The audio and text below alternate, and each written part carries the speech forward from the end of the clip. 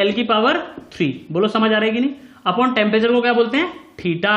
क्या बोलते हैं बेटा, थीटा। नहीं आ रहा ना समझ में, मिटा दो इसको।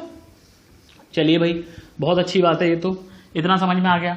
तो इसको कर लो बस, m L की पावर हो जाएगी 2, T की पावर हो जाएगी -2 और थीटा की पावर हो जाएगी -1। तो ये किसकी डायमेंशन है बेटा, universal gas constant, UGC, under graduate छोड़ो, यूजीसी किसकी है, यूजीसी यानी कि यूनिवर्सल गैस कांस्टेंट की डायमेंशन है ml2 t-2 थीटा -1। याद रखने के लिए क्यों बोला था वर्क की यूनिट, देखो कैसे याद रखना बड़े आराम से, वर्क अपॉन टेम्परेचर, खत्म। आर को अगर सिंपली वो आपसे एक नंबर में पूछेगा, 4 ऑप्शन देगा, बताओ आर की जो डायमेंशन है वो क्या है, तो डायरेक्ट याद रख सकते हो वर्क की dimension multiply by divide by temperature, बस वर्क अपॉन टेम्परेचर से याद रख लो। भले ही फॉर्मूला गलत है, वो ऐसा कुछ होता नहीं है वर्क अपॉन टेम्परेचर, लेकिन मतलब तुम्हें डायमेंशन तो आ जाएगी, तुम्हें क्या मतलब है। तो वर्क की होती है ml2 t-2 अपॉन टेम्परेचर है तो थीटा की पावर -1। क्लियर है चीज, याद रखने के लिए शॉर्टकट बताया सिर्फ, क्लियर है, वर्क अपॉन टेम्परेचर। एक होता है बोल्ट्जमैन कांस्टेंट, उसकी भी यही होती है डायमेंशन। बोल्ट्जमैन कांस्टेंट क्या होता है सुन लो, बहुत ही आसान है, बहुत ज्यादा आसान है। बोल्ट्जमैन कांस्टेंट होता है यूनिवर्सल गैस कांस्टेंट, इसे क्या कहते हैं, Boltzmann constant, Boltzmann constant, sorry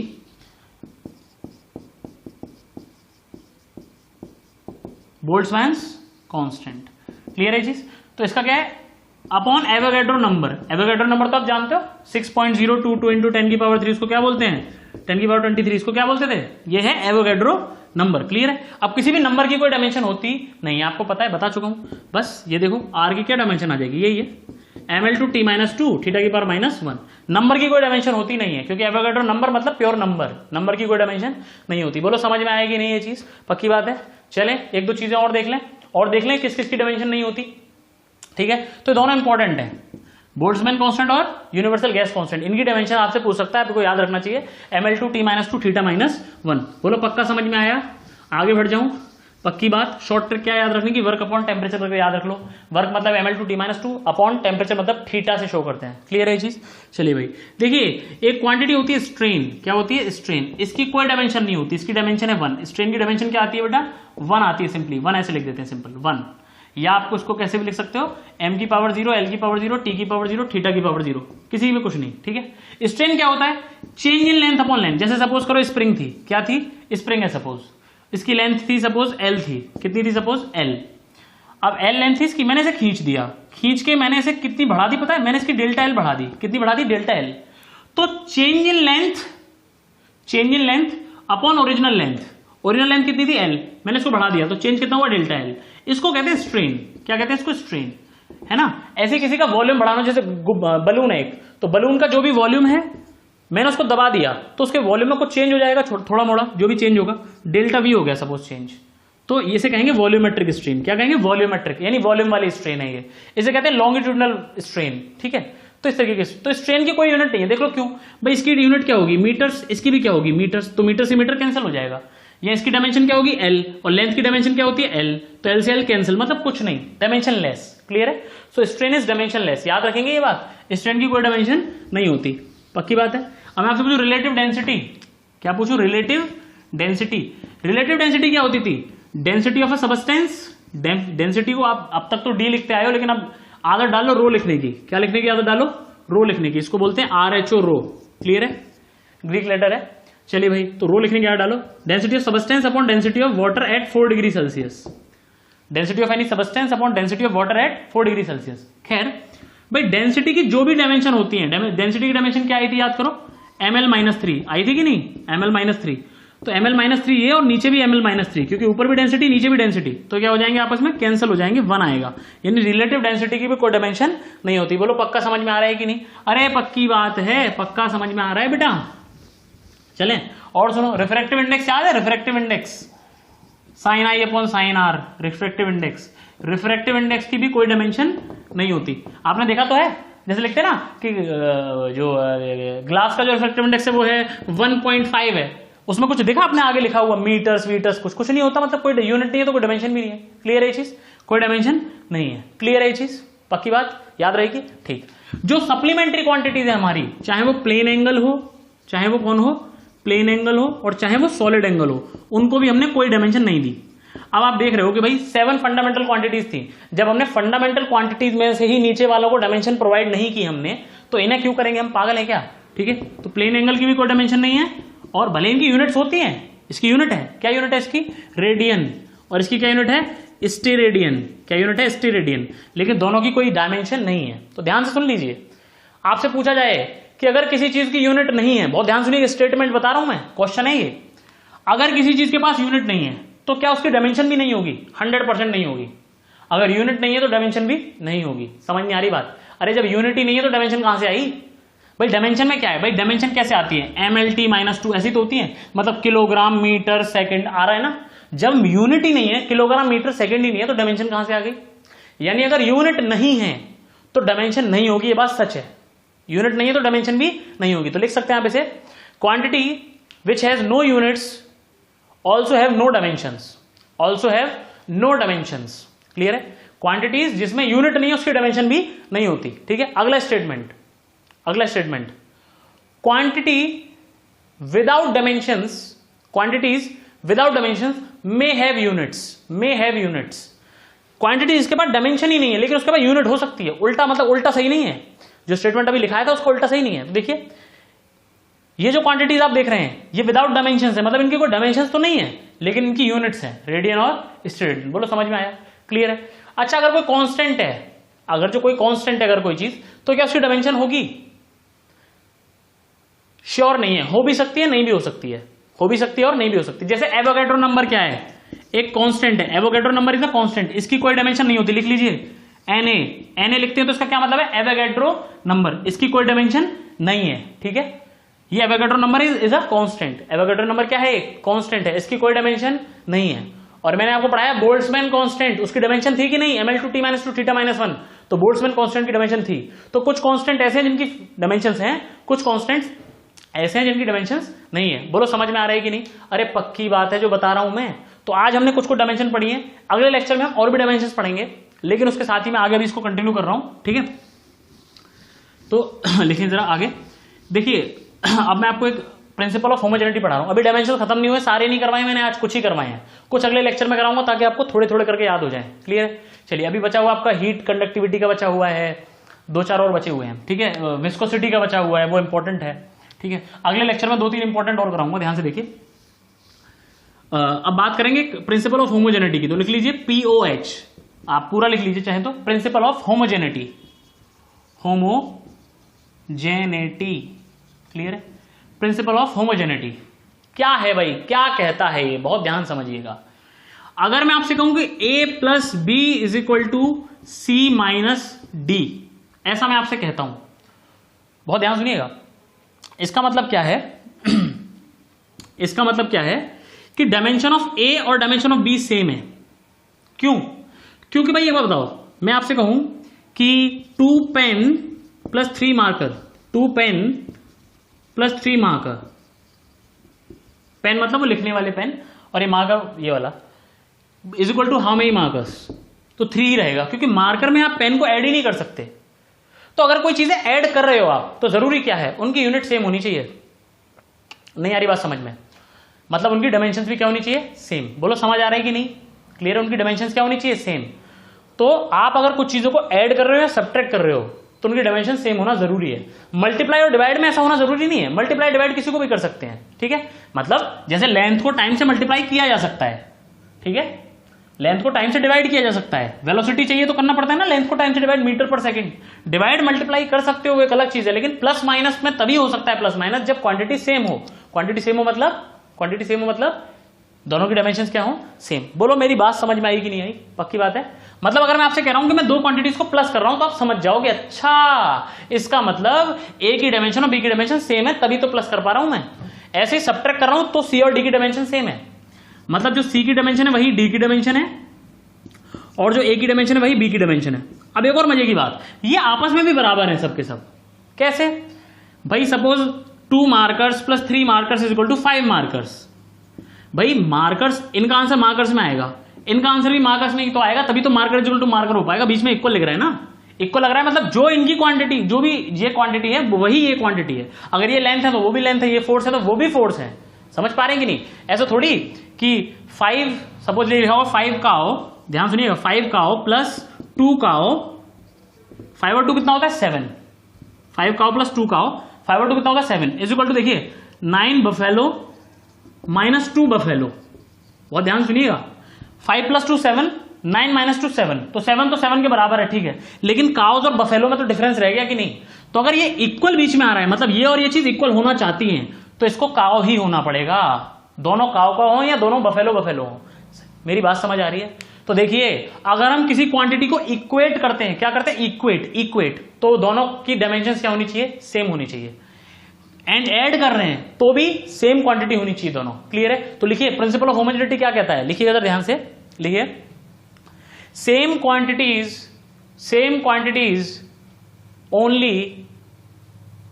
only same quantities can be added or subtracted, यानी अगर ऐड करना चाहते हो या सब्ट्रैक्ट करना चाहते हो तो क्वांटिटी सेम होनी चाहिए। वर्क में वर्क ही ऐड हो सकता है, टॉर्क में टॉर्क ही ऐड हो सकता है, वर्क में टॉर्क ऐड नहीं हो सकता, टॉर्क अलग चीज हो गई, वर्क अलग चीज हो गई। बात समझ आ रही है कि नहीं? क्लियर है चीज? तो दोनों क्वांटिटीज क्या होनी चाहिए, प्लस कर रहे हैं तो सेम क्वांटिटीज होनी चाहिए। क्लियर है? ठीक है, लिखिएगा if we equate two quantities, अगला पॉइंट है, if we equate two quantities, अगर आप दो क्वांटिटीज को इक्वेट करते हैं, so these quantities must be same. भाई इक्वेट करने का मतलब इक्वल है, मतलब सेम क्वांटिटी होनी चाहिए ना, इधर वर्क है तो इधर भी वर्क हो, इधर लेंथ है तो इधर भी लेंथ हो, इधर फोर्स है तो इधर भी फोर्स हो। बोलो समझ में आई ये चीज? प्रिंसिपल ऑफ होमोजेनिटी क्या है, सब्ट्रैक्ट या प्लस कर रहे हो तो सेम क्वांटिटी है, इक्वेट भी कर रहे हो तो भी क्या है, वो सेम क्वांटिटी है। बोलो समझ में आया? क्लियर है चीज? सेम क्वांटिटी में सेम ही ऐड कर सकते हो या सेम ही सब्ट्रैक्ट कर सकते हो, और इक्वेट भी सेम के ही कर सकते हो। बोलो समझ आई कि नहीं? तो ये दो बातें थी जो प्रिंसिपल ऑफ होमोजेनिटी में आती हैं, और भी हम बातें करेंगे आगे। इसके बाद में आपको कुछ नोट्स और लिखाने हैं, इसको कुछ और पॉइंट्स लिखाने हैं, लिखिए जरा, नोट करके लिखिए, नोट करके। एनी मैथमेटिकल फंक्शन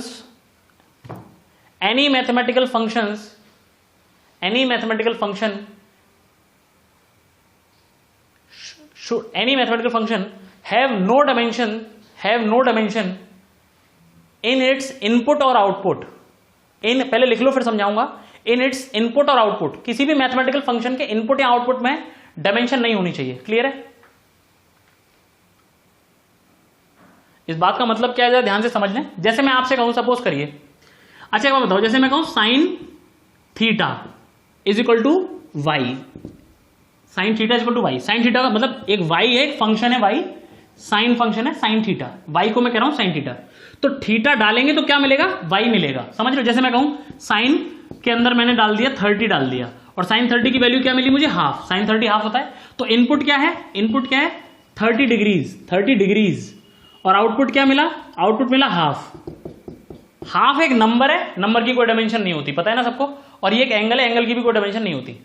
अब ये तो मैंने आपको सिर्फ एक साइन के लिए बताया, कॉस ले लो, कुछ भी ले लो, जितने भी मैथमेटिकल फंक्शन पढ़ाए हैं, क्लियर है, जितने भी मैथमेटिकल फंक्शन है, लॉग पढ़ाया हो, e की पावर x वाले पढ़ाए हैं, जितने भी पढ़ाए हैं उनमें समझ लीजिए आप कि e की पावर ले लीजिए, साइन ले लीजिए, कॉस ले लीजिए, जो अंदर जा रहा है मतलब जो x है इसकी भी कोई डायमेंशन नहीं होती, और जो आंसर आएगा डालने के बाद उसकी भी कोई डायमेंशन नहीं होती, आउटपुट हो चाहे इनपुट हो कोई डायमेंशन नहीं होती, मतलब वन डायमेंशन होती है, वन मतलब no dimension, dimensionless. Clear है?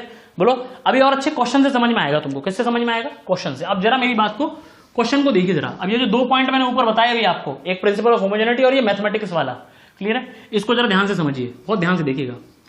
चलिए बताइए, मैं एक फंक्शन डिफाइन कर रहा हूं, y इज इक्वल टू, बहुत ध्यान से देखिएगा, log f into v upon x, where f is force, ध्यान से देखिए, वेयर f इज फोर्स, ये एक काम करें, इसको भी यहां पे ऐसे लिख लीजिएगा कि दिस, और यहां लिखेंगे आप ई और ये स्मॉल ए लिखा हुआ है, क्लियर है, where F is force, V is, इसको बी लिख लीजिए, चलिए स्मॉल बी, ठीक है, ऐसे लिख लीजिए, where F is force, V is velocity, E is energy, E क्या है, इज एनर्जी, ठीक है। आपसे कह रहा है फाइंड, आपको फाइंड करना है dimension of B, dimension of A और डायमेंशन ऑफ वाई, इन तीन चीजों की डायमेंशन आपको पता करनी है। क्लियर है ये चीज? बोलो बात समझ में आएगी नहीं? वाई की डायमेंशन पता नहीं करनी, वाई को आप ले लीजिए length, Y is length, Y क्या है, लेंथ है, वाई होता है ना 2 मीटर्स, वाई एक्सेस पे लेंथ है, सपोज कुछ लेंथ है, तो वाई नहीं पूछ रहा आपसे, बी और ए की डायमेंशन आपको पता करनी है, ए की और बी की। क्लियर है चीज, ऐसे आपको पता करना है। तो अभी पहले मैथमेटिक्स वाला और इसमें प्रिंसिपल ऑफ होमोजेनिटी भी लगेगा, तो ध्यान से समझिएगा। लॉग के अंदर जो भी जाता है उसकी कोई डायमेंशन नहीं होनी चाहिए, है कि नहीं? मतलब dimension of F V divided by B should be 1, मतलब डायमेंशन लेस का मतलब क्या होता है 1, ठीक है।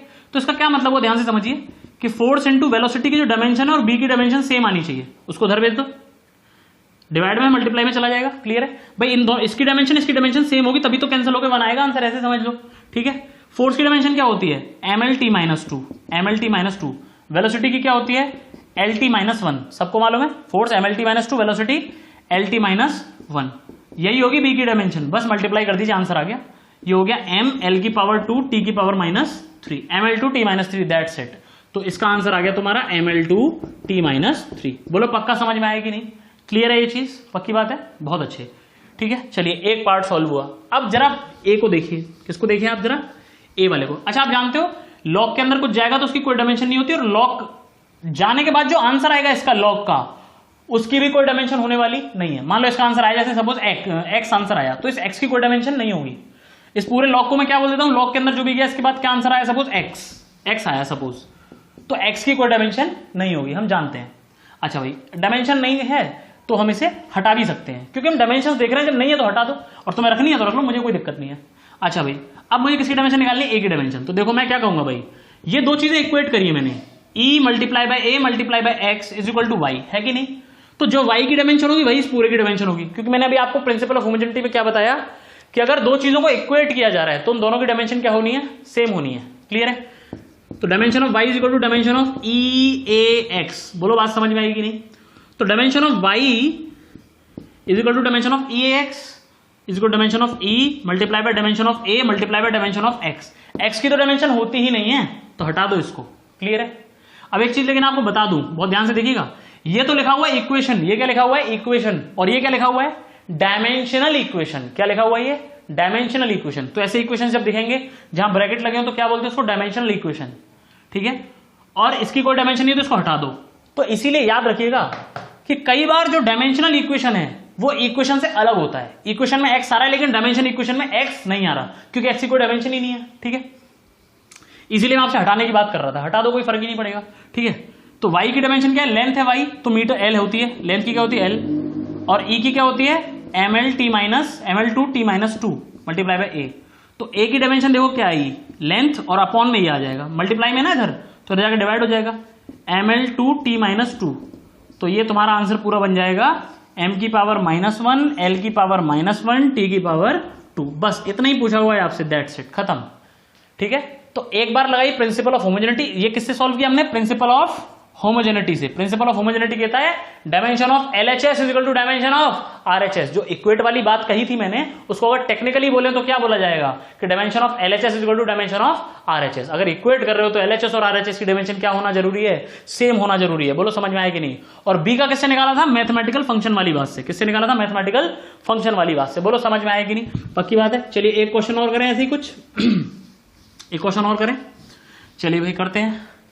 मान लीजिए यहां पे दिया गया कि force multiply by some constant b plus K A is equal to, force multiply constant K A is equal to दिया गया सपोज आपको ई स्मॉल ई की power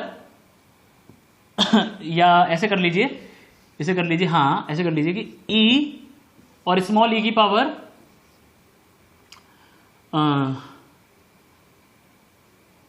R universal gas constant है ये आर, ठीक है, आर टी टेम्परेचर है, divided by B ऐसे करिए, या सी डिवाइडेड बाय सी ऐसे बोल दिया गया, ठीक।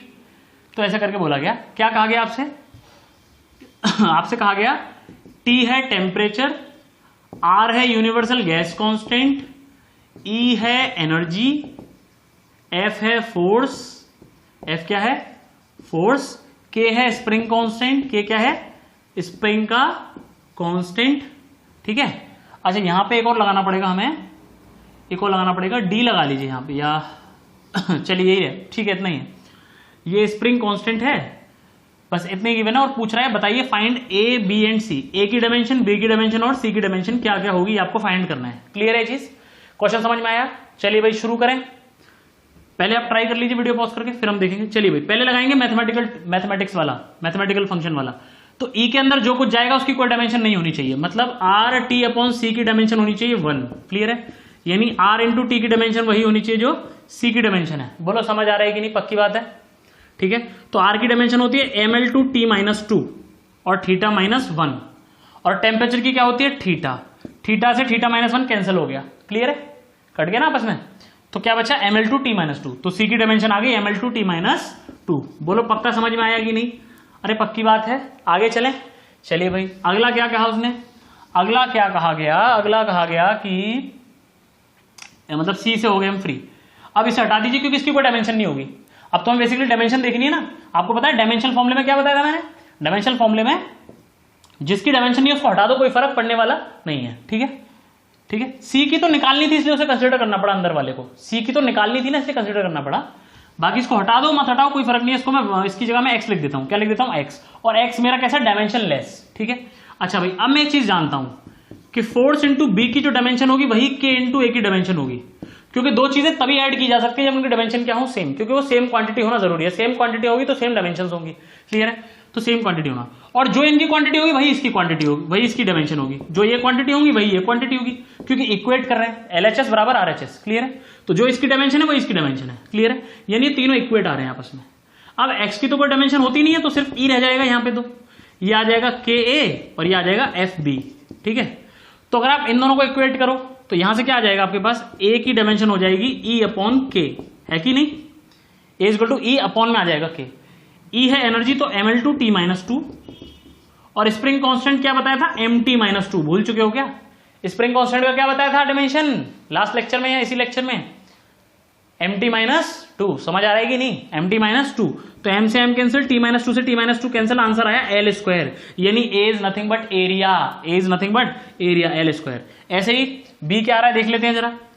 ऐसे अगर आप इन दोनों को इक्वेट करो, F B is equal to E, F B और ई इक्वल है ना भाई, जो इसकी डायमेंशन है वही इसकी है और वही इसकी है। ठीक है। तो F B is equal to E, तो बी की डायमेंशन क्या आ जाएगी, E upon F, E upon F. जैसे इसकी आई ई अपॉन के, ऐसी इसकी ई upon F.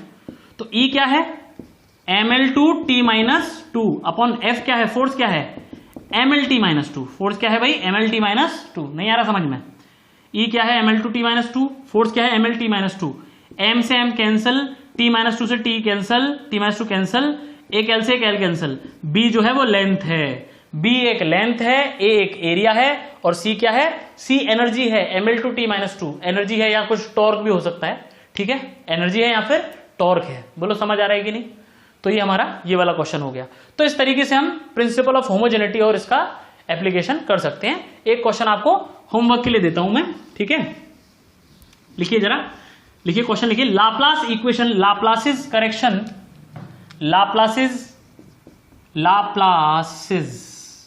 लाप्लासिस correction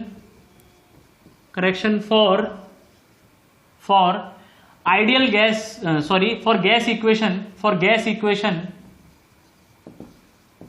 is given as, for practical लिख लेना चाहो तो, practical gas equation is given as P plus BV, sorry excuse me, हाँ यही है, सॉरी, फिर है V माइनस कुछ इज इक्वल टू RT ऐसा दिया है, और V माइनस एक काम करिए,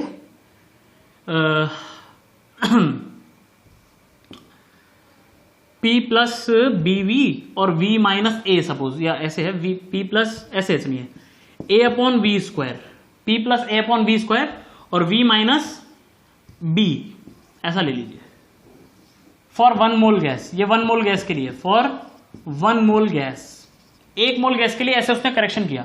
इक्वेशन बताया था मैंने आपको, याद कीजिए, ideal gas equation PV is equal to nRT, याद है कि नहीं? ये आइडियल गैस के लिए था। कैसी गैस? आइडियल। और हम जानते हैं आइडियल तो कुछ होता नहीं है। तो प्रैक्टिकल गैस के लिए उसने कहा कि प्रैक्टिकल गैस के लिए ये इक्वेशन लगता है, और 1 मोल के लिए लिखा है तो n की वैल्यू 1 लिख दी मैंने, 1। ठीक है, तो 1, तो प्रेशर ये हो जाता है और वॉल्यूम कुछ ऐसा हो जाता है। ठीक है, इस पूरे में याद रखें, P क्या है, प्रेशर जहां भी आ रहा है, V जहां भी आ रहा है, यहां आ रहा है, यहां आ रहा है, वॉल्यूम है, T टेम्परेचर, और ये क्या, यूनिवर्सल गैस कांस्टेंट। तो आपसे पूछ रहा है ए की डायमेंशन क्या होगी और बी की डायमेंशन क्या होगी। ये क्वेश्चन आपको सॉल्व करना है और अगर हो सके तो व्हाट्सएप ग्रुप पे सेंड भी करना है। क्लियर है, सब लोग करेंगे। चलिए ठीक है, तो ये आपका होमवर्क है और आज का लेक्चर यहां समाप्त करते हुए